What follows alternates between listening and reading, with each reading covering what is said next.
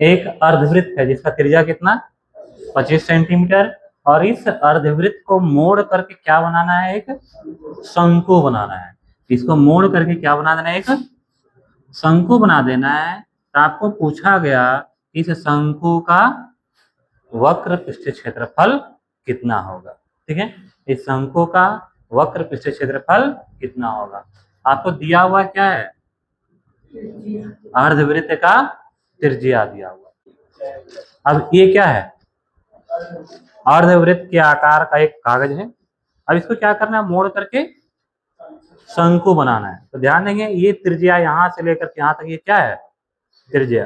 अब ये जो त्रिज्या है अर्धवृत्त का, यह शंकु का क्या बन जाएगा, ध्यान देना। ठीक है, अब देखो इसको जैसे यहाँ हटा दिए, इस प्रकार से शंकु बना कि नहीं। अब बताओ जो इसका त्रिज्या था वह इस शंकु का क्या बन गया, ऊंचाई नहीं, तिर्यक ऊंचाई।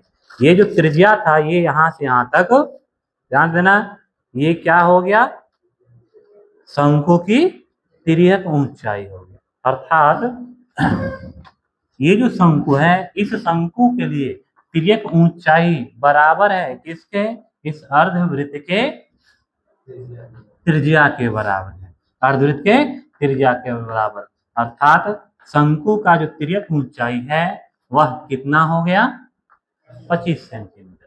ठीक है, अब इसका वक्र पृष्ठ क्षेत्रफल निकालने के लिए फॉर्मूला क्या होता है, पाई आर एल। तो एल का मान तो पता चल गया, अब किसका मान निकालना है, आर का मान निकालना है। आर का मान ये त्रिज्या नहीं होगा, ये त्रिज्या किसका है, अर्धवृत्त का। आपको किसका त्रिज्या चाहिए, इस शंकु का त्रिज्या चाहिए। अब शंकु का त्रिज्या कैसे निकाल सकते हैं, आपको केवल इसमें क्या दिया हुआ, अर्धवृत्त का त्रिज्या दिया हुआ। ठीक है, अब ध्यान दो, इसमें ये वाला जो भाग है अर्धवृत्त का, इसको क्या कहेंगे बताओ, अर्धवृत्त का परिधि।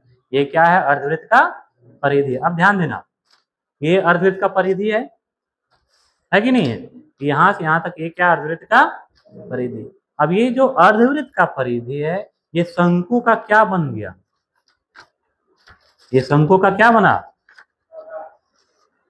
आधार का परिधि। क्या बन गया, ये आधार का परिधि। अर्थात ये जो अर्धवृत्त का परिधि है यह शंकु के आधार की परिधि बन गई। बात समझ आ रहा है। अर्थात यहां से यहां तक का मान क्या होगा पता है आप लोग को, पूरा वृत्त का परिधि क्या होता है, 2 पाई आर। क्या होता है, 2 पाई आर। तो यहां से यहां तक ये क्या होगा, 2 पाई आर का आधा, अर्थात क्या, पाई। इस प्रकार से ये जो शंकु है, इस शंकु के आधार की परिधि, इसका त्रिज्या मान लेते हैं हम आर, कैपिटल आर मान लेते हैं, और इसका त्रिज्या क्या माने हैं, स्मॉल आर। ठीक है, तो इस शंकु का जो परिधि है आधार का, वह किसके बराबर होगा, अर्धवृत्त के परिधि के बराबर। अर्थात शंकु का जो परिधि है 2 पाई आर इक्वल टू किसके, पाई आर के बराबर होगा कि नहीं। कैसे, इसका जो परिधि है वह शंकु का क्या बन जाता है, आधार का परिधि बन जाता है। ठीक है, इस प्रकार से 2 पाई आर ये बराबर होगा किसके लिए, पाई आर। इधर लिख रहे हैं ये शंकु का है, ठीक है, और ये किसका है, अर्धवृत्त का। किसके लिए, ये अर्धवृत्त के लिए। तो ये पाई और पाई क्या होगा, कट जाएगा। आर इक्वल टू क्या होगा, आर बाय 2। अर्थात आर का वैल्यू कितना है, 25 सेंटीमीटर, 25/2। अर्थात ये जो शंकु है, इस शंकु की त्रिज्या कितना हो जाएगा, 25/2 सेंटीमीटर, मतलब 12.5 सेंटीमीटर। अब देखो, अब हमारे पास इस शंकु का त्रिज्या भी है और तिर्यक ऊंचाई भी, दोनों है कि नहीं, त्रिज्या भी है और तिर्यक ऊंचाई भी है। इसीलिए हम डायरेक्ट क्या निकाल देते हैं, शंकु का वक्र पृष्ठ क्षेत्रफल बराबर फॉर्मूला पाई आर एल। पाई का मान गुना आर का मान 25/2 गुना एल का मान 25। ठीक है, अब तीनों को क्या करेंगे, गुना कर दो, ये 2 से कट जाए, कितना बार में, 11 बार। 25 गुना 25 गुना 11, ठीक है। 11 गुना 25 गुना 25 कितना हो गया? 625 बटा 7। 625 को 11 से गुना करो, कितना होगा? अब इसको भागा देंगे, गुना करने के बाद 6875 भागा देंगे कितना से? 7 से।